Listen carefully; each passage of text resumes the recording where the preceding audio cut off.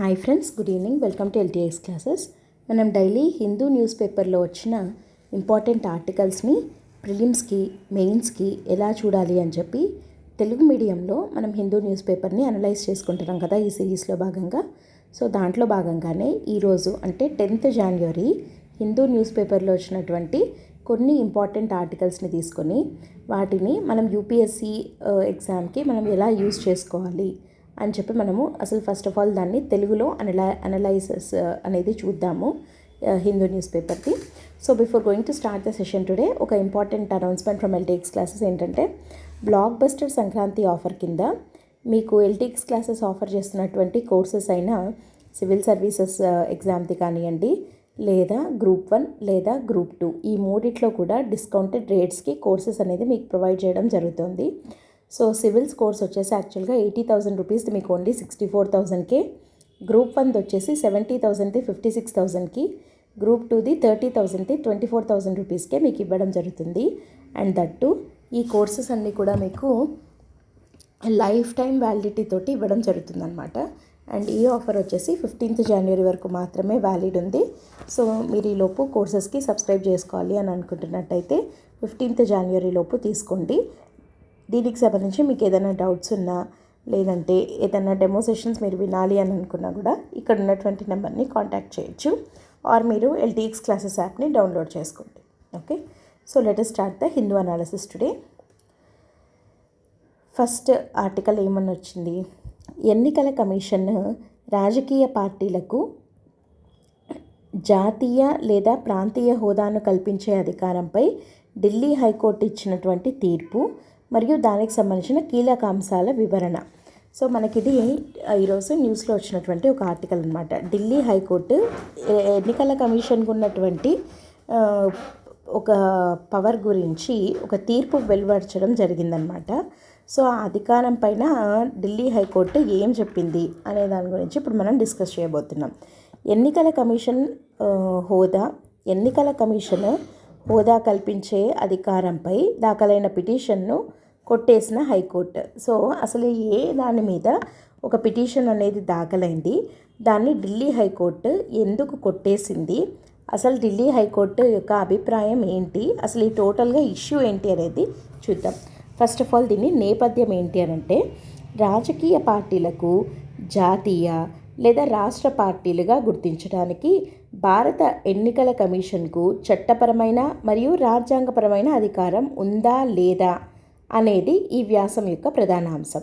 So ఇక్కడ మొత్తం ఆ ఇష్యూ అంతా దేని గురించి నడుస్తుంది అని అంటే, ఇప్పుడు మనకి పొలిటికల్ పార్టీస్ ఉంటాయి కదా, రాజకీయ పార్టీలు. ఈ రాజకీయ పార్టీలకు రాష్ట్ర పార్టీల లేకపోతే దేశీయ పార్టీల, జాతీయ పార్టీల అనే గుర్తింపు ఇచ్చే అధికారము ఎన్నికల కమిషన్కి ఉందా లేదా అనే దాని గురించి ఇప్పుడు మనం మాట్లాడుకోబోతున్నాం. ఫస్ట్ ఆఫ్ ఆల్ ఇది మనకి సిలబస్లో దేని కిందకి వస్తుందంటే, GS 2లో మనకి ఇండియన్ పాలిటీ ఉంది కదా. సో ఇండియన్ పాలిటీ సిలబస్ కింద మనకి రాజకీయ పార్టీలు అనేది ఒక పర్టికులర్ టాపిక్ ఉంది.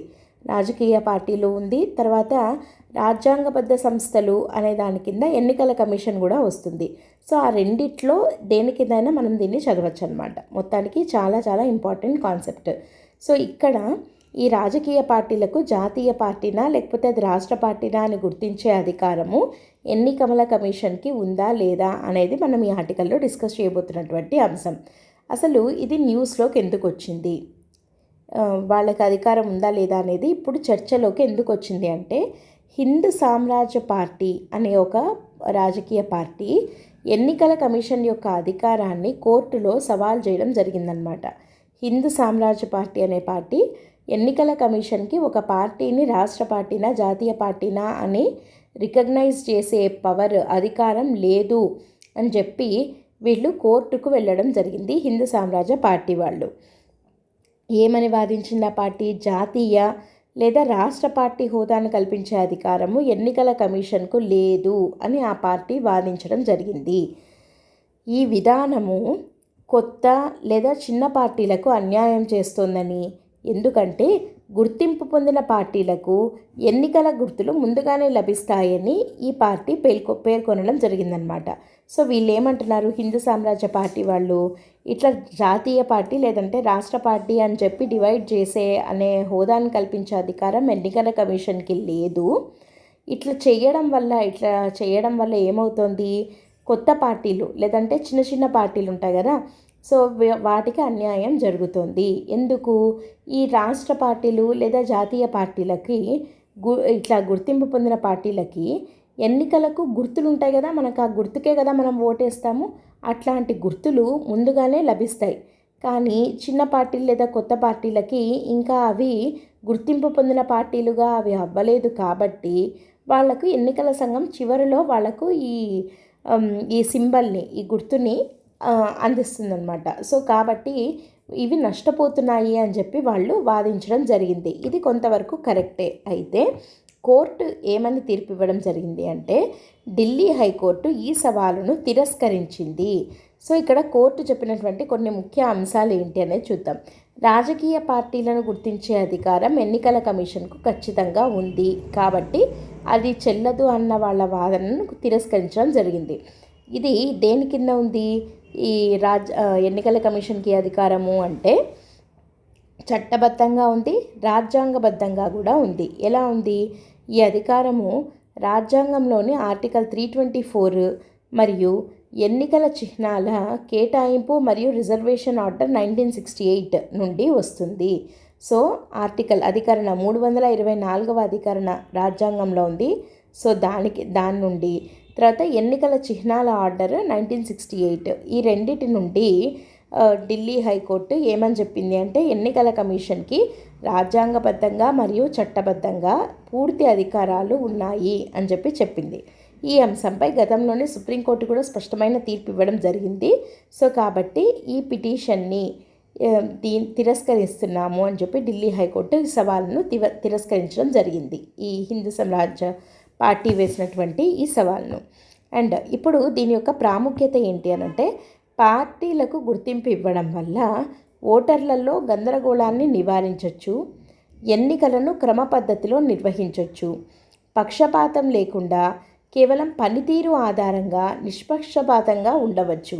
గుర్తింపు పొందిన పార్టీలకు మరియు కొత్త పార్టీలకు మధ్య ఉన్న ఈ వ్యత్యాసం హేతుబద్ధమైన విభజన కిందికే వస్తుంది.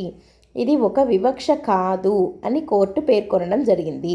సో ముఖ్యంగా వీళ్ళ వాదన ఏంటి, ఈ రాష్ట్ర పార్టీలు జాతీయ పార్టీల వైపు ఎన్నికల కమిషన్ అనేది పక్షపాతంతో వ్యవహరిస్తోంది కాబట్టి చిన్న పార్టీలు కొత్త పార్టీలు నష్టపోతున్నాయి అని చెప్పి వాళ్ళు సవాల్ చేయడం జరిగింది కదా.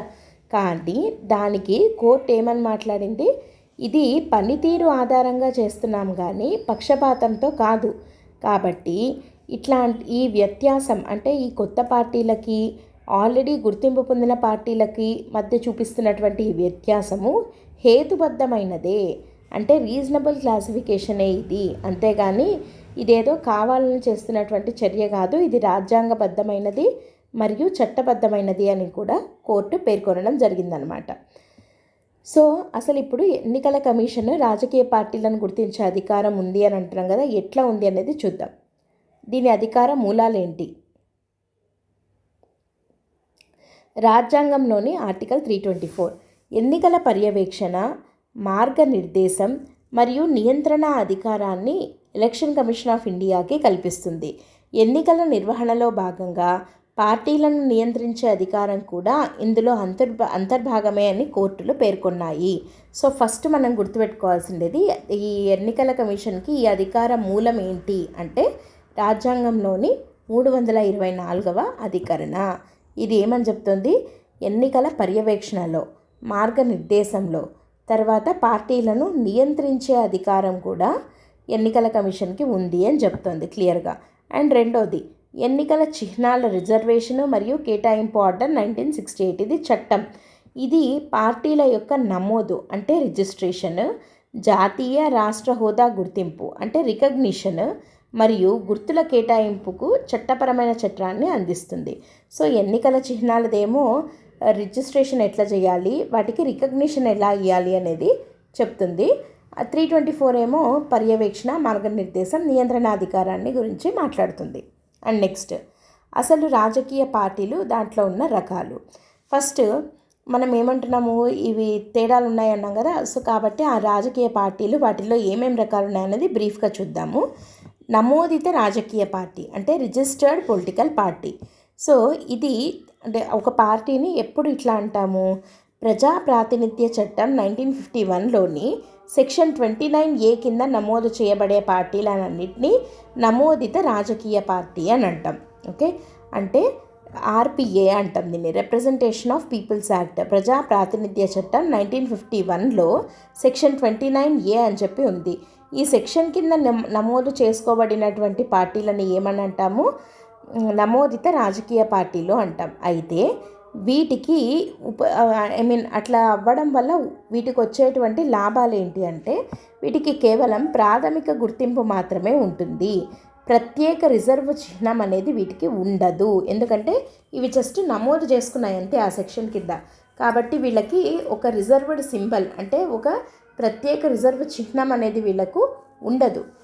మరి ఇంకొక రకమైన పార్టీ ఏంటి, గుర్తింపు పొందిన రాజకీయ పార్టీలు, రికగ్నైజ్డ్ పొలిటికల్ పార్టీస్. ఇది ఎన్నికల పనితీరు ఆధారంగా 2 రకాలుగా డివైడ్ చేయబడ్డాయి. గుర్తింపు అనేది 2 రకాలుగా ఇస్తుంది ఎన్నికల కమిషన్. ఒకటి రాష్ట్ర పార్టీగా గుర్తింపిస్తుంది, లేదా జాతీయ పార్టీగా గుర్తింపిస్తుంది. సో ఇప్పుడు అది ఎలా అనేది చూద్దాం. ఇది దేని ఆధారంగా అన్నాము, ఎన్నికల జరిగినప్పుడు ఆయా పార్టీల యొక్క పనితీరు ఆధారంగా ఈ గుర్తింపు అనేది ఇవ్వడం జరుగుతుంది. సో ఒక పార్టీ రాష్ట్ర పార్టీగా గుర్తింపు పొందాలంటే క్రింది వాటిలో ఏదో ఒకటి సాధించాలి. ఏంటది, రాష్ట్ర పార్టీ అవ్వాలి అంటే అసెంబ్లీ లేదా లోక్సభ ఎన్నికలు జరుగుతాయి కదా, అప్పుడు ఆ రాష్ట్రంలో కనీసం 6% ఓట్లు మరియు 2 అసెంబ్లీ స్థానాలు లేదా 1 లోక్సభ స్థానం గెలవాలి. మొత్తం ఏమేం గెలవాలి, 6% ఓట్లన్నా గెలవాలి. 6% పోలైన ఓట్లల్లో 6% ఓట్లు కానీ 6% ఓట్లు ప్లస్ అసెంబ్లీ స్థానాల్లో 2 అసెంబ్లీ స్థానాలు ఆర్ 1 లోక్సభ స్థానం. 6% ఓట్లు ఖచ్చితంగా గెలవాలి, ప్లస్ దాంతోపాటు 2 అసెంబ్లీ స్థానాలు కానీ 1 లోక్సభ స్థానం కానీ గెలిచినట్టయితే ఆ పార్టీని రాష్ట్ర పార్టీగా ఎన్నికల కమిషన్ గుర్తించడం జరుగుతుంది. లేదా ఇదైనా జరగచ్చు, లేదా అసెంబ్లీ మొత్తం స్థానాల్లో 3% ఓట్లు 3% సీట్లు ఆర్ 3 స్థానాలు 3% సీట్లు లేదా 3 స్థానాలు అన్నా గెలిచి ఉండాలి. అప్పుడైనా ఒక పార్టీని రాష్ట్ర పార్టీగా ఎన్నికల కమిషన్ గుర్తిస్తుంది. లేదా మొత్తం రాష్ట్రానికి కేటాయించిన లోక్సభ స్థానాల్లో ప్రతి 25 లోక్సభ స్థానాలకు అట్లీస్ట్ 1 స్థానమన్నా గెలవాలి. అంటే 1:25 రేషియోలో. అంటే మొత్తం ఇప్పుడు సపోజ్ ఒక రాష్ట్రానికి 50 లోక్సభ స్థానాలు ఉన్నాయనుకోండి, ఖచ్చితంగా కనీసము 2 లోక్సభ స్థానాల్లో అన్నా గెలిచి ఉండాలి. అంటే ప్రతి 25కి ఒక సభ్యుడు లోక్సభ స్థానానికి గెలిచి ఉండాలి. అట్లాంటి రాజకీయ పార్టీని రాష్ట్ర పార్టీగా ఎన్నికల కమిషన్ గుర్తించడం జరుగుతుంది. ఓకే, సో 6% ఓట్లు, 2 అసెంబ్లీ సీట్లు లేదా 1 లోక్సభ సీటు, లేదా మొత్తం అసెంబ్లీ సీట్లలో 3% లేదా 3 స్థానాలు, లేదా ప్రతి 25 లోక్సభ స్థానాలకు 1 లోక్సభ స్థానాన్ని గెలవాలి. సో అట్లా గెలిచినటువంటి పార్టీలను రాష్ట్ర పార్టీగా గుర్తించడం జరుగుతుందన్నమాట. అండ్ నెక్స్ట్ జాతీయ పార్టీ అని ఎప్పుడు అంటారు, జాతీయ పార్టీగా గుర్తింపు పొందాలంటే 4 లేదా అంతకన్నా ఎక్కువ రాష్ట్రాల్లో 6% ఓట్లు సాధించి కనీసం 4 లోక్సభ స్థానాలు గెలవాలి. లేదా కనీసం 3 వేర్వేరు రాష్ట్రాల నుండి లోక్సభలో మొత్తం స్థానాల్లో 2% గెలవాలి. అంటే టోటల్ లోక్సభలో ఎన్ని స్థానాలు ఉన్నాయో అందులో 2% స్థానాలన్నా 3 రాష్ట్రాల నుండి గెలిచి ఉండాలి. లేదా అంటే ఒకటే పార్టీ 3 వేర్వేరు రాష్ట్రాల నుండి పోటీ చేసి కనీసం టోటల్ లోక్సభ స్థానాల్లో 2% స్థానాలు గెలవాలి. లేదా కనీసం 4 రాష్ట్రాల్లో రాష్ట్ర పార్టీగా గుర్తింపు పొందాలి. పైన చెప్పుకున్న రాష్ట్ర పార్టీలు అని అన్నాం కదా, సో అట్లా రాష్ట్ర పార్టీగా 4 రాష్ట్రాల్లో కనుక ఒకటే పార్టీ గుర్తింపు పొందినట్టయితే దాన్ని ఆటోమేటిక్గా దాన్ని జాతీయ పార్టీగా గుర్తించడం జరుగుతుంది. సో ఈ రకంగా ఎన్నికల కమిషన్ ఒక పార్టీని రాష్ట్ర పార్టీ లేదా జాతీయ పార్టీగా గుర్తించడం జరుగుతుంది. వీటిని గుర్తింపు పొందిన రాజకీయ పార్టీలు అని అంటారనమాట. సో టోటల్గా పార్టీలు ఎన్ని రకాలుగా ఉన్నాయంటున్నాము. ఒకటి నమోదిత రాజకీయ పార్టీ. ఇది కేవలం మనకి ప్రజాప్రాతినిధ్య చట్టం 1951లో ఉన్న సెక్షన్ 29A కింద కేవలం నమోదు చేసుకోబడినటువంటి పార్టీలను నమోదిత రాజకీయ పార్టీ అంటాము. అలా కాకుండా వాటి ఎన్నికల యొక్క పనితీరు ఆధారంగా ఎన్నికల కమిషనే వీటిని గుర్తించడం జరుగుతుంది. కొన్నిటిని ఎలా గుర్తిస్తుంది అంటే జాతీయ పార్టీగా మరియు రాష్ట్ర పార్టీగా కింది రకాలుగా వాటి యొక్క పనితీరుని బట్టి అది గుర్తించడం జరుగుతుందన్నమాట. సో తేడాలు ఏంటి అంటే చట్టబద్ధమైన హోదా పరంగా చూస్తే నమోదిత పార్టీకి ప్రాథమికంగా ఉంటుంది, రాష్ట్ర పార్టీకి గుర్తింపు ఉంది, జాతీయ పార్టీకి గుర్తింపు ఉంది. సో నమోదిత పార్టీకి ఏమో కేవలం ప్రాథమిక గుర్తింపు మాత్రమే ఉంది. అండ్ నెక్స్ట్ ఎన్నికల గుర్తు విషయానికి వస్తే నమోదిత పార్టీకి రిజర్వ్ చేయబడదు. రాష్ట్ర పార్టీకి అయితే ఒక రాష్ట్రంలో రిజర్వ్ చేయబడుతుంది. జాతీయ పార్టీకి అయితే మొత్తం దేశవ్యాప్తంగా ఒకటే సింబల్నే రిజర్వ్ చేయబడుతుంది. నెక్స్ట్ పనితీరు అవసరం. పనితీరు అంటే ఎన్నికల యొక్క పనితీరు ఆధారంగా నమోదిత పార్టీకి ఏమైనా సంబంధం ఉందా అంటే ఏం లేదు. రాష్ట్ర పార్టీకి వచ్చి రాష్ట్ర స్థాయిలో దాని యొక్క పనితీరుని బట్టి, జాతీయ పార్టీకి వచ్చి కనీసం 4 రాష్ట్రాల్లో దాని యొక్క పనితీరుని బట్టి జాతీయ పార్టీగా గుర్తించడం జరుగుతుందన్నమాట. అండ్ నెక్స్ట్ ప్రసార సౌకర్యాలు ఎన్నికల కమిషన్ ఏమాత్రము నమోదిత పార్టీలకు కల్పించదు. ఓకే, రాష్ట్ర పార్టీలకైతే ఆల్ ఇండియా రేడియో ఉంది కదా, ఆల్ ఇండియా రేడియోలో కానీ దూరదర్శన్లో కానీ రాష్ట్ర స్థాయిలో కల్పించడం జరుగుతుంది. జాతీయ పార్టీ కూడా దూరదర్శన్ లేదా ఆల్ ఇండియా రేడియోలో ఎన్నికల కమిషనే ప్రసార సౌకర్యాలను కల్పించడం జరుగుతుందన్నమాట. సో ఫైనల్గా మనం ఏమంటున్నాము అంటే రాజకీయ పార్టీలను గుర్తించే ఎన్నికల కమిషన్ యొక్క అధికరణ 324 మరియు ఎన్నికల చిహ్నం ఆర్డర్ 1968 నుండి ఉద్భవించింది. పార్టీలకు నమోదిత రాష్ట్ర మరియు జాతీయ పార్టీలుగా వర్గీకరించడం వల్ల ఎన్నికల క్రమశిక్షణ అనేది పెరుగుతుంది, ఓటర్లకు స్పష్టత లభిస్తుంది మరియు కేవలం పనితీరు ప్రాతిపదికన పార్టీలకు ప్రోత్సాహకాలు అనేవి లభించడం జరుగుతుంది అని చెప్పి ఫస్ట్ ఆర్టికల్లో చెప్తున్నాం. అసలు మొత్తం ఇది స్టాటిక్ పార్ట్ని మనము ఒకసారి రివిజన్ చేయడం జరిగింది. కానీ దీనికి కరెంట్ అఫైర్స్ ఏమొచ్చింది, ఈ హిందూ సామ్రాజ్య పార్టీ అనేది ఢిల్లీ హైకోర్టుకు వెళ్ళడం జరిగింది. దేన్ని సవాల్ చేస్తూ వెళ్ళింది, ఎన్నికల కమిషన్కు ఉన్నటువంటి ఈ పార్టీలను గుర్తించగలిగే ఈ హోదా లేదా ఈ అధికారము ఎన్నికల కమిషన్కి లేదు అని చెప్పి సవాల్ చేస్తూ ఈ హిందూ సామ్రాజ్య పార్టీ అనేది ఢిల్లీ హైకోర్టుకు వెళ్తే ఢిల్లీ హైకోర్టు ఆ సవాలుని తిరస్కరించడం జరిగింది. ఎందుకు అనంటే చట్టబద్ధంగా రాజ్యాంగబద్ధంగా 324 కింద ఎన్నికల కమిషన్కి ఆ అధికారము ఉంది కాబట్టి ఆ అధికారం ఉంది అని చెప్పింది. అంతేకాకుండా మనం దాన్ని బేస్ చేసుకొని మనం స్టాటిక్ పార్ట్లో ఏం చూసాము, ఎన్నికల కమిషన్కు ఉండే అధికారాలు, అది ఈ పార్టీలను ఎలా గుర్తిస్తుంది అనేవి క్లియర్గా ఇక్కడ మనం డిస్కస్ చేయడం జరిగింది. Okay, so let us move on to the second article. రెండో ఆర్టికల్ వచ్చేసి డిపిడిపి చట్టము ఆర్టీఐ చట్టాన్ని నీరు కార్చదు అని అటార్నీ జనరల్ వివరణ ఇవ్వడం జరిగింది. సో మనము దీని గురించి ఇంతకుముందు వీడియోస్లో చెప్పుకున్నాం. డిపిడిపి చట్టము అనంటే digital privacy data protection rules అని చెప్పి. సో ఈ చట్టము ఆర్టీఐ అంటే రైట్ టు ఇన్ఫర్మేషన్ చట్టాన్ని నీరుగార్చదు అని అటార్నీ జనరల్ వివరణ ఇవ్వడం జరిగింది. సో అసలు ఈ వార్త మనకు ఎందుకు ముఖ్యం, ఇది మనకి సిలబస్ పరంగా మనం ఎక్కడ చూడాలి అనంటే యూపీఎస్సీలో సిలబస్లో GS2 ఉంది కదా, పాలిటీ అండ్ గవర్నెన్స్, దాంట్లో భాగంగా ఇది వస్తుందన్నమాట. ఆర్టీఐ కానీ డిపిడిపి కానీ. సో ఇక్కడ మనం ఏమేమి చూడాల్సి ఉంటుంది అనంటే ఈ అంశం కింద కీలక విభాగాలు ఏమేమి ఉన్నాయి అనంటే సమాచార హక్కు రైట్ టు ఇన్ఫర్మేషన్ ఉంది కదా, సో దాని గురించి చూడాలి. తర్వాత గోప్యతా హక్కు ఆర్టికల్ 21 రైట్ టు ప్రైవసీ ఉంది కదా, సో దాని గురించి చూడాలి. తర్వాత డేటా రక్షణ మరియు డిజిటల్ గవర్నెన్స్ అనేది కదా ఇక్కడ మెయిన్ టాపిక్, సో అది చూడాలి. అండ్ పారదర్శకతన లేదా జవాబుదారీతనమా, ఈ రెండిట్లో ఏది ఉండాలి అనే దాని మధ్య ఉండే చర్చ. సో వీటన్నిటినీ కలిపితే ఈ ఆర్టికల్ అవుతుందన్నమాట. సో సమాచార హక్కు చట్టం, గోప్యతా హక్కు, డేటా రక్షణ మరియు డిజిటల్ గవర్నెన్స్. ఇప్పుడు మనకు కావాల్సింది పారదర్శకత కావాలా, జవాబుదారీతనం కావాలా అనేది ఇంపార్టెంట్. ఇది మనకి GS2 mains and prelims point of వ్యూలో చాలా ఇంపార్టెంట్ అయిన టాపిక్స్.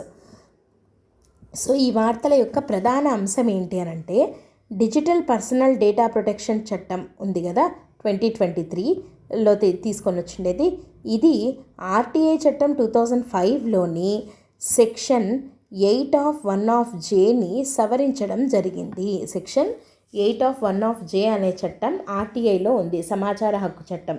సో దాన్ని సవరించడం జరిగింది. ఇక్కడ విమర్శకుల వాదన ఏంటి అనంటే, వ్యక్తిగత సమాచారం అనే మినహాయింపును విస్తరించడం ద్వారా ఈ సవరణ పారదర్శకతను బలహీనపరుస్తుంది అని అంటున్నాం. అంటే ఇక్కడ సింపుల్గా చెప్పాలంటే, ఈ డిజిటల్ పర్సనల్ డేటా ప్రొటెక్షన్ అంటే మన యొక్క పర్సనల్ డేటా, మన వ్యక్తిగత డేటా ఏదైతే ఉందో దానిని రక్షించుకునే దానిని కాపాడుకునే ఇది మనకి ఉంది అనే పేరుతోటి ఇక్కడ రైట్ టు ఇన్ఫర్మేషన్ అంటే సమాచార హక్కు చట్టం, మనకి ఏదైనా ఒక దాని గురించి ఇన్ఫర్మేషన్ తెలుసుకునే, సమాచారం తెలుసుకునే హక్కు మనకు ఉంది కదా. కానీ ఆ హక్కు కింద మనం అడిగినప్పుడు అది గోప్యతా హక్కుకు అడ్డం కలుగుతుంది అన్న దీంతో ఆ సమాచారాన్ని ఇవ్వకపోవడము అనేది జరుగుతుంది. సో కాబట్టి ఇది పారదర్శకతను బలహీనపరుస్తుంది అని చెప్పి విమర్శకులు వాదించడం జరుగుతుందన్నమాట.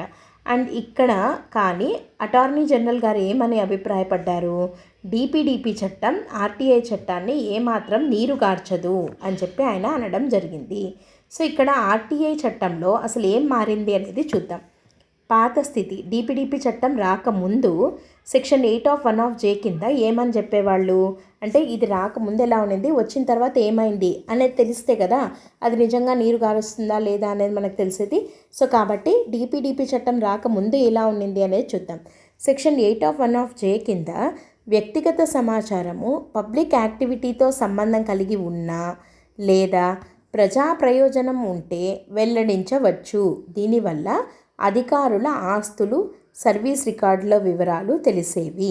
సో ఇక్కడ ఏమంటున్నాము, ఏదైనా ఒకటి మనము సమాచార హక్కు చట్టం కింద మనం అడిగామనుకోండి, సో అది వ్యక్తిగత సమాచారం కాబట్టి ఇది ఇవ్వడానికి వీలు పడదు అని చెప్పి కొట్టేయడానికి లేదు.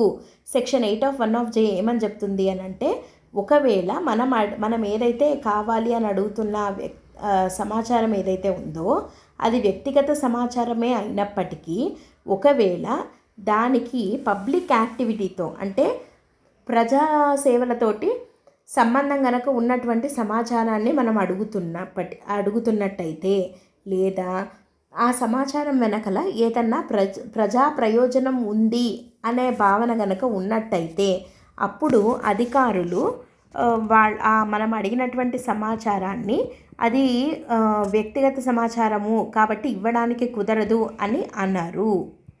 ఓకే. అండ్ నెక్స్ట్ కొత్త స్థితి DPDP సవరణ తర్వాత ఎలా ఉంది అనేది చూద్దాం. సెక్షన్ 8(1)J పదజాలం మార్చబడింది. దీనివల్ల ఏమైంది, వ్యక్తిగత డేటాకు దాదాపు పూర్తి స్థాయి మినహాయింపు లభిస్తుందని, సమాచారం ఇవ్వడానికి నిరాకరిస్తారని విమర్శకులు భయపడుతున్నారు. సో ఇక్కడ దీని డెఫినేషన్ అనేది మార్చారు. కాబట్టి మనం ఏది అడిగినా అది వ్యక్తిగత సమాచారము కాబట్టి ఇవ్వడానికి కుదరదు అని చెప్పి సమాచార హక్కు చట్టాన్ని నీరుగారుస్తున్నారు. దీనివల్ల ఏమవుతుంది, పారదర్శకత అనేది లోపిస్తుంది అని చెప్పి విమర్శకులు అభిప్రాయపడుతున్నారు అనమాట. అయితే ఇక్కడ అటార్నీ జనరల్ గారు అంటున్న మాట ఏంటి అనేది చూద్దాం. RTI రక్షణలు చెక్కు చెదరకుండా ఉన్నాయని అటార్నీ జనరల్ 3 కారణాలు చెప్పారు. ఆయన చెప్పినటువంటి 3 కారణాలు ఏంటి అనేది చూద్దాం 1 by 1.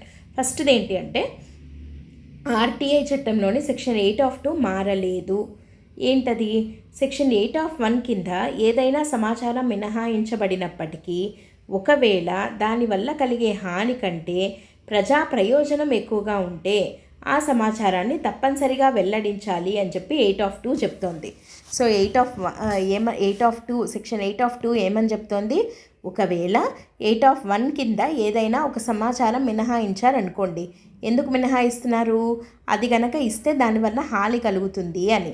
సో అట్లా కలిగే హాని కన్నా జరిగే ప్రజా ప్రయోజనమే ఎక్కువ అని గనక నమ్మినట్టయితే దెన్ ఆ సమాచారాన్ని తప్పనిసరిగా వెల్లడించాలి అని చెప్పి చెప్పడం జరిగింది. నెక్స్ట్ రెండో కారణం ఏమంటున్నాడు ఆయన, పార్లమెంటరీ ప్రివిలేజ్ అంటే పార్లమెంటుకు నిరాకరించలేని సమాచారాన్ని సామాన్య పౌరులకు కూడా నిరాకరించకూడదు అనే నిబంధన ఇంకా అమల్లోనే ఉంది. అంటే పార్లమెంటు ఏవేవైతే సమాచారాన్ని తీసుకోగలదో సామాన్య పౌరులు కూడా ఆ సమాచారం మొత్తాన్ని తీసుకోవచ్చు అనేది ఉంది. సో కాబట్టి ఇక్కడ నీరు కారలేదు. నెక్స్ట్ పుట్టస్వామి తీర్పుకు అనుగుణంగా గోప్యతకు మరియు పారదర్శకతకు మధ్య ఉన్న సమతుల్యతను పాటించాలి అన్న సుప్రీంకోర్టు ఆదేశాలకు అనుగుణంగానే డిపిడిపి చట్టం ఉంది అని చెప్పి అటార్నీ జనరల్ పేర్కొనడం జరిగింది. అంటే పుట్టస్వామి కేసు ఉంది కదా, ఇది గోప్యత హక్కుకు సంబంధించి. సో గోప్యత పారదర్శకత ఆ రెండింటి మధ్య బ్యాలెన్సింగ్ అనేది ఉండాలి అని చెప్పి సుప్రీంకోర్టు ఆదేశాలు ఇవ్వడం జరిగింది. దానికి అనుగుణంగానే డిపిడిపి చట్టాన్ని ఫ్రేమ్ చేయడం జరిగింది అని చెప్పి అటార్నీ జనరల్ గారు అనడం జరిగిందనమాట. సో ఇక్కడ విమర్శకులు మరియు పౌరుల యొక్క వాదన ఏంటి అని అంటే, ఈ సవరణ అధికారులకు సమాచారం నిరాకరించడానికి ఒక సాకుగా మారుతోంది. సో ఆ సాకును అడ్డం పెట్టుకొని ఇవ్వట్లేదు. తర్వాత అవినీతి నిరోధక ప్రయత్నాలు బలహీనపడతాయి దీనివల్ల. అండ్ ప్రభుత్వ అధికారులపైన ప్రజల పర్యవేక్షణ అనేది తగ్గుతుంది, ఎందుకంటే పారదర్శకత లోపిస్తుంది, జవాబుదారీతనం ఉండదన్నమాట. తర్వాత వ్యక్తిగత డేటా అనేది సమాచారాన్ని దాచడానికి ఒక కవచంలా మారుతుంది, అంటే బ్లాంకెట్ షీల్డ్. అంటే ఇప్పుడు ఏదైనా సరే ఒక సమాచారాన్ని వాళ్ళు ఇవ్వకూడదు అని అనుకున్నట్టయితే దాన్ని వ్యక్తిగత డేటా అనే దాని కింద తోసేస్తున్నారు. సో ఇది వ్యక్తిగత డేటా కాబట్టి మేము ఇవ్వము అని చెప్పి అంటున్నాను అనమాట. సో ఇదొక కవచంలా, ఒక బ్లాంకెట్ షీల్డ్ లాగా మూసేస్తోంది ఈ మొత్తం సమాచారాన్ని అని చెప్పి విమర్శకులు అభిప్రాయపడుతున్నారు. సో అటార్నీ జనరల్ ఏమో లేదు, డిపిడిపి చట్టం ఉన్నా సమాచార హక్కు చట్టం నీరుగారదు అని అంటున్నారు. కానీ విమర్శకుల యొక్క అభిప్రాయం అయితే వేరేలాగా ఉందన్నమాట. సో రాజ్యాంగ మరియు చట్టపరమైన కోణాలు చూస్తే దీంట్లో సమాచార హక్కు అనేది ఆర్టికల్ 19(1)(a) కింద వాక్కు మరియు భావ ప్రకటన స్వేచ్ఛ ఉంది కదా, దాని నుండి ఉద్భవించడం జరిగింది. ప్రజాస్వామ్య జవాబుదారీతనానికి ఇదొక పునాది లాంటిది అని చెప్పొచ్చు ఈ సమాచార హక్కు చట్టం. అదే గోప్యత హక్కు చూద్దాం, రైట్ టు ప్రైవసీ.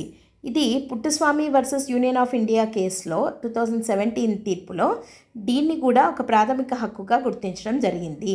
అయితే ఇది సంపూర్ణమైన హక్కు కాదు. మనకి ప్రాథమిక హక్కులు ఏమైనా కూడా సంపూర్ణమైనవి కాదు, అబ్సల్యూట్ కాదు కదా, వాటికి కూడా కొన్ని పరిధులు అనేవి ఉన్నాయన్నమాట. సో గోప్యత హక్కు అనేది కూడా ఉంది, కానీ దానికి కూడా పరిధి ఉంది. ఈ డిపిడిపి ఆర్టీఐ వివాదము మొత్తం రెండు హక్కుల మధ్య సమతుల్యతను సాధించడం అనే దాని గురించే. ఏ హక్కులు అవి రెండు? సమాచార హక్కు ఒకటైతే గోప్యత హక్కు ఒకటి. సో ఒక హక్కును వాడుకున్నట్టయితే ఇంకో హక్కు పోతోంది అని చెప్పి వాదిస్తున్నారు. సమాచారం కోసము ఏ సమాచారం అడిగినా అది ఇచ్చేస్తే అప్పుడు గోప్యత దెబ్బతింటుంది. సో గోప్యతను కాపాడడం కోసం అడిగిన సమాచారాన్ని ఇవ్వకపోతే సమాచార హక్కు దెబ్బతింటుంది. అంటే ఈ రెండింటి మధ్య సమతుల్యతను సాధించడం అనేది ఈ మొత్తం ఈ రెండు చట్టాల మధ్య వివాదాన్ని తీసుకొని వచ్చిందనమాట. సో ఇక్కడ మనము యూపీఎస్సీ పరంగా ఏం చూస్తాము అంటే, డేటా రక్షణ చట్టాలను ఉపయోగించుకొని ప్రభుత్వ సంస్థలు తమ జవాబుదారీతనం నుండి తప్పించుకుంటాయా అనేది ఇక్కడ ప్రధానమైన ఆందోళన. డిపిడిపి చట్టం ఆర్టీఐని స్పష్టం చేస్తుందే తప్ప తగ్గించదు, ప్రజా ప్రయోజనం ఉంటే సమాచారం ఇవ్వాల్సిందే అనేది ప్రభుత్వం యొక్క వాదన. అయితే ఇక్కడ వాస్తవిక సవాల్ ఏంటి? చట్టం కంటే దాని అమలులోనే సమస్య ఉంది. సమాచార అధికారులకు ఇచ్చే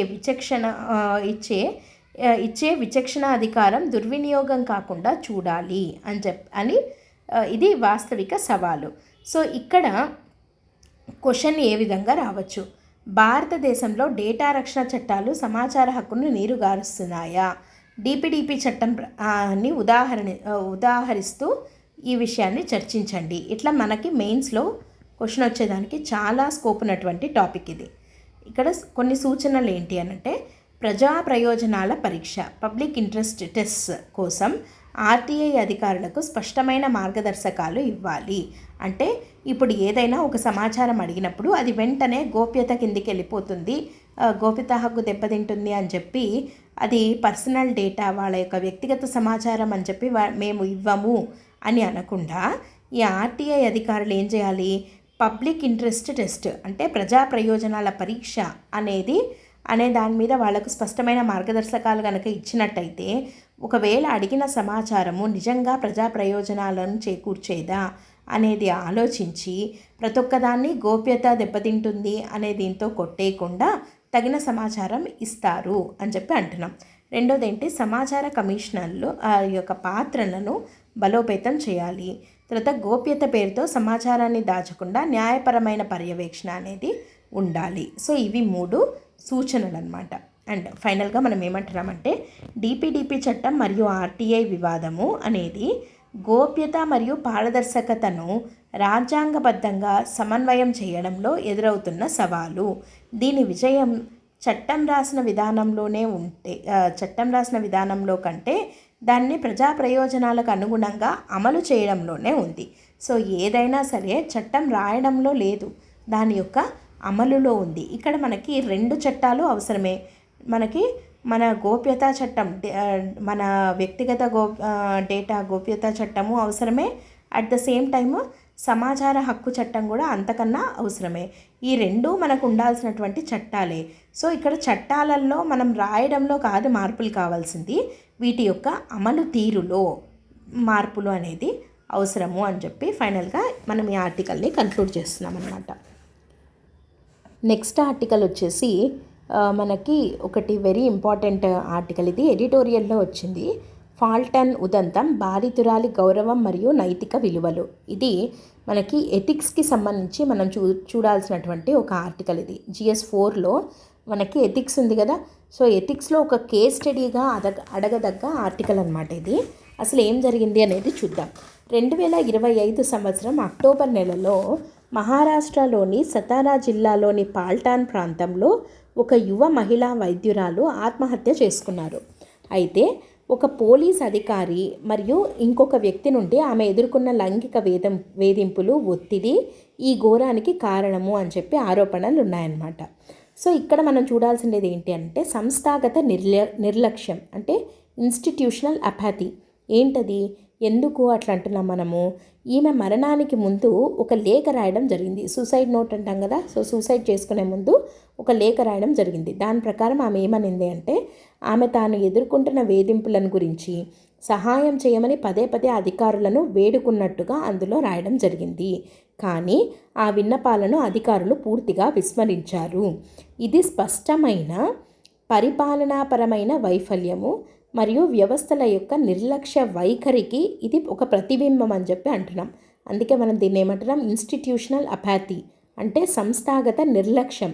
ఇక్కడ ఆమె చాలామందిని వెళ్ళి వేడుకోవడం జరిగింది హెల్ప్ చేయమని చెప్పి, కానీ అధికారులు ఏమాత్రము వినలేదు.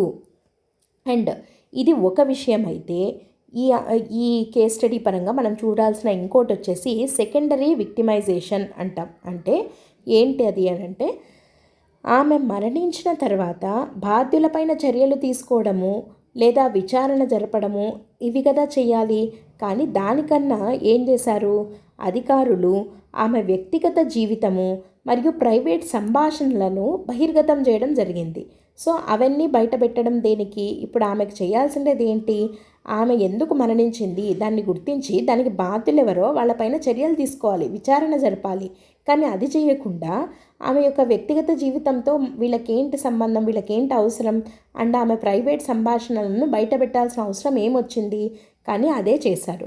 ఇది బాధితురాలి శీల హననానికి మరియు ఆమెను నిందించే ధోరణికి దారి తీయడం జరిగిందనమాట. అంటే క్యారెక్టర్ అసాసినేషన్ అంటాం కదా, ఆమె యొక్క శీలాన్ని హననం చేయడం జరిగింది, అట్లా దెబ్బతీయడం జరిగింది. సో మరణం తర్వాత కూడా ఒక వ్యక్తి గౌరవానికి భంగం కలిగించడాన్ని సెకండరీ విక్టిమైజేషన్ అంటారు. ఆల్రెడీ ఈమె ఒక బాధితురాలు కదా, విక్టిమ్ అంటే బాధితురాలు. సో ఆల్రెడీ బాధితురాలు మళ్ళీ ఆమెను పైన బాధ పెట్టడం అనే దాన్నే సెకండరీ అంటే రెండోసారి బాధితురాలుగా ఆమెను చేయడం సెకండరీ విక్టిమైజేషన్ అని చెప్పి అంటున్నాం అనమాట. సో ఇది రెండోది. అండ్ మూడోది నైతిక వైఫల్యం, ఎథికల్ ఫెయిల్యూర్. ఈ ఉదంతము కేవలం ఒక నేరపూరితమైన కేసుగా మనం చూడకూడదు. ఇది నైతిక విలువల పతనానికి నిదర్శనం. ఏ నైతిక విలువలు ఇక్కడ పతనం అయ్యాయి అంటే, ఒకటి సున్నితత్వం లేకపోవడం. ఇప్పుడు అక్కడ ఒక మనిషి ఆత్మహత్య చేసుకొని చనిపోవడం జరిగింది. సో కొంచెమన్నా సున్నితత్వంగా బిహేవ్ చేయాలి కదా. బాధలో ఉన్న వ్యక్తి పట్ల అధికారులు కనికరం అనేది లేకుండా వ్యవహరించడం జరిగింది ఇక్కడ ఒకటి. రెండోది నైతిక విలువ ఇంకొకటి ఏది పోయింది అంటే గౌరవ హక్కు ఉల్లంఘన. రాజ్యాంగం కల్పించిన గౌరవప్రదంగా జీవించే హక్కు, రైట్ టు డిగ్నిటీ అనేది ఉంది కదా. సో ఇది మరణం తర్వాత కూడా వర్తిస్తుంది అనే సంగతిని వ్యవస్థలు మర్చిపోయాయి. సో ఆమెకు డిగ్నిటీ లేకుండా చేశాయి. చనిపోయిన తర్వాత కూడా ఆమెను వ్యక్తిత్వ హననం చేయడం జరిగిందనమాట. సో గౌరవ హక్కు అనేది ఇక్కడ ఉల్లంఘించడం జరిగింది. ఇలా నైతిక విలువ అనేది ఇక్కడ పతనమైంది. మూడోది వచ్చేసి విశ్వాస పతనం.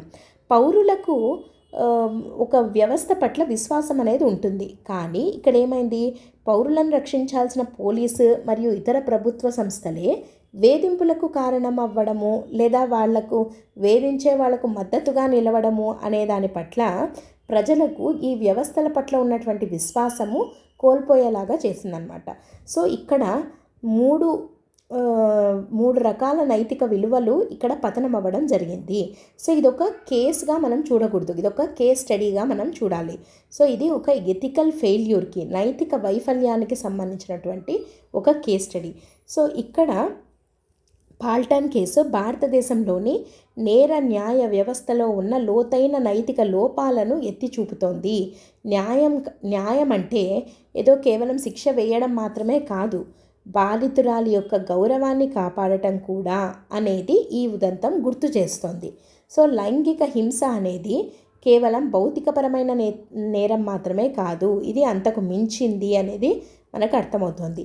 నేరం జరిగిన తర్వాత కూడా ప్రభుత్వ సంస్థలు, బహిరంగ చర్చలు మరియు అధికారిక వ్యక్తుల ద్వారా బాధితురాలి గౌరవానికి భంగం కలిగించడము అనేది ఈ కేసులో జరిగినటువంటి విషయం. సో నేరం జరిగిన తర్వాత జరిగే ఈ అవమానాన్నే సెకండరీ విక్టిమైజేషన్ అని చెప్పి పిలుస్తారు. అయితే ఇది మనము యూపీఎస్సీ కేస్ స్టడీగా ఎందుకు ఇది ముఖ్యమంటే, ఇది ఈ క్రింది వ్యవస్థల యొక్క నైతిక వైఫల్యాన్ని ప్రతిబింబిస్తుంది. ఏ వ్యవస్థల్లో నైతిక వైఫల్యం జరిగింది? పోలీసుల్లో, మహిళా కమిషన్ ఏం చేస్తోంది, మీడియా, తర్వాత సమాజం, ఇవన్నీ నైతిక వైఫల్యానికి గురవ్వడం జరిగిందనమాట. ఈ ఉదంతాన్ని బట్టి మనకు ఆ విషయం అర్థమవుతుంది.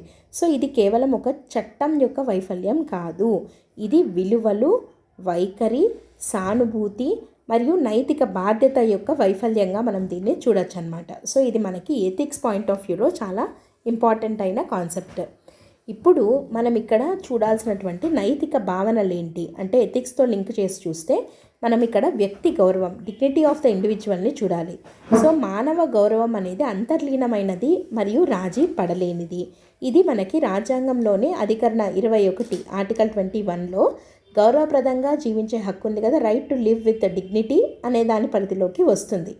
ఇక్కడ బాధితురాలి శీలము, గత సంబంధాలు లేదా వ్యక్తిగత సంభాషణలను గురించి చర్చించినప్పుడు ఈ నైతిక సూత్రం ఉల్లంఘించబడుతుంది. ఆమె యొక్క సంబంధాలు, ఆమె యొక్క వ్యక్తిగత సంభాషణలను బయట పెట్టాల్సిన అవసరం ఏమొచ్చింది, అది కూడా ఆమె మరణించిన తర్వాత. సో ఇక్కడ ఆమెకున్న గౌరవప్రదమైన జీవించే హక్కు అనేది కోల్పోవడం జరిగిందనమాట. సో ఇది ఒక వ్యక్తి గౌరవానికి భంగం కలిగింది. రెండోది వచ్చేసి సెకండరీ విక్టిమైజేషన్, బాధితురాలిని నిందించడం, అవమానించడం లేదా బహిరంగంగా అవమానించడం. సో రక్షించాల్సిన సంస్థలే బాధితురాలిని మానసిక క్షోభకు గురి చేయడం జరిగింది ఇక్కడ. ఉదాహరణకు బాధితురాలి వ్యక్తిగత జీవితాన్ని ప్రశ్నిస్తూ చట్టబద్ధమైన అధికారం ఉన్న వ్యక్తులు బహిరంగంగా వ్యాఖ్యలు చేయడం జరిగింది. దీన్నే సెకండరీ విక్టిమైజేషన్ అని చెప్పి అంటాం. మూడోది వచ్చేసి పుండుపై కారం చల్లడం అంటామే, సో అట్లాంటిది జరిగింది ఇక్కడ. సో భౌతికంగా లేదా మానసిక గాయానికి తోడు నైతిక హాని కలిగించడం జరిగింది. ప్రైవేట్ జీవితాన్ని బహిరంగంగా విశ్లేషించడం అనేది ఒక రకంగా చెప్పాలంటే నైతిక హింస. నెక్స్ట్ 4వది అధికార దుర్వినియోగం. అధికారం ఉండటం అంటే వ్యక్తిగత విషయాలను వెల్లడించే హక్కు ఉండటం కాదు, అధికారంలో ఉన్నవాళ్ళు సున్నితత్వంతో వ్యవహరించాలి. సో అది ఇక్కడ వ్యవహరించలేదు, ఇది కూడా ఒక రకమైన నైతిక వైఫల్యమే. సో ఇక్కడ మనము దీన్ని దృష్టిలో పెట్టుకొని నైతిక దృక్కోణంలో చూస్తూ చట్టపరమైన సంస్కరణలు ఏం తీసుకొని రావాలి అంటే, ఒకటి క్యారెక్టర్ అసాసినేషన్, అంటే బాధితురాలి శీలాన్ని కించపరచడం అనేది నిషేధించాలి. నెక్స్ట్ గుర్తింపు వెల్లడి, బాధితురాలి వివరాలను గోప్యంగా ఉంచాలి. సెక్షన్ 228A IPC లేదా మనకి భారతీయ న్యాయ సంహిత ఉంది కదా, కొత్తగా వచ్చింది. సో దీంట్లో 72వ సెక్షన్ అదే చెప్తుంది అనమాట. తర్వాత లైంగిక చరిత్రకు ప్రాధాన్యత ఇవ్వకూడదు అని కోర్టులు ఆదేశాలు ఇవ్వాలి. అండ్ దీంట్లో భాగస్వామ్యులెవరు, వారి వైఫల్యాలు ఏంటి అంటే, పోలీసులు సానుభూతితో స్పందించడంలో మరియు బాధ్యతాయుతంగా వ్యవహరించడంలో వైఫల్యం చెందారు. మరి మహిళా కమిషన్ ఏం చేస్తుంది, రక్షించాల్సిన సంస్థనే స్టిగ్మాను పెంచుతుంది, అంటే అవమానాన్ని పెంచుతోంది. తర్వాత మీడియా ఏం చేస్తుంది, సంచలనం కోసం టీఆర్పీల కోసము వ్యక్తిగత విషయాలను వక్రీకరించి రాస్తున్నటువంటి మీడియా కూడా నైతికంగా వైఫల్యం చెందింది. తర్వాత సమాజం బాధితురాలినే నిందించే ధోరణి అనేది చాలా సాధారణమైపోయింది. సో ఇప్పుడు ఎవరైతే బాధించబడతారో వాళ్ళే తప్పు చేసుంటారు, అందుకే ఇట్లా జరిగింది అని చెప్పి సమాజం మొత్తం మాట్లాడుతోంది. సో ఇక్కడ నైతిక భాగస్వాములుగా ఉండాల్సిన పోలీసులు, మహిళా కమిషను, మీడియా, సమాజం అందరూ ఈ కేసులో వైఫల్యం చెందడం జరిగింది. సో ప్రతి ఒక్కరూ నైతిక విలువలను కోల్పోయి ఇక్కడ ప్రవర్తించడం జరిగింది. సో ఇక్కడ ఉన్నటువంటి సందిగ్ధత ఏంటి అని అంటే, లైంగిక హింస కేసుల్లో పారదర్శకతకు మరియు బాధితురాలి గౌరవానికి మధ్య సమతుల్యతను అధికారులు ఎలా పాటించాలి అంటే, కుతూహలం కంటే ఏముండాలి ఇక్కడ మనకి, గౌరవం ఇంపార్టెంట్, అంటే బాధితురాలిని గౌరవించాలి. తర్వాత పబ్లిక్ స్పెక్టాకిల్, అంటే ప్రజలలో ఇది తమాషాగా దీన్ని చూపించడం కంటే సానుభూతి అనేది ఇక్కడ ముఖ్యం. తర్వాత మోరల్ పోలీసింగ్ కంటే న్యాయం చేయడం అనేది ఇక్కడ మనకి ముఖ్యం, అది గుర్తుపెట్టుకోవాలి. అండ్ ఇందులో ఉల్లంఘించబడినటువంటి నైతిక సూత్రాలు ఏంటి అంటే, వ్యక్తుల పట్ల గౌరవం, కరుణ లేదా సానుభూతి, దీన్నే కంపాషన్ అంటాం. హాని చేయకపోవడం అంటే నాన్ మాలిఫియన్స్, అండ్ జవాబుదారీతనం అకౌంటబిలిటీ, చిత్తశుద్ధి అంటే ఇంటిగ్రిటీ, సున్నితత్వం అంటే సెన్సిటివిటీ, తర్వాత కేర్ ఎథిక్స్ అంటే feminist ethics of care. So ఇవన్నీ ఉల్లంఘించబడినటువంటి నైతిక సూత్రాలు.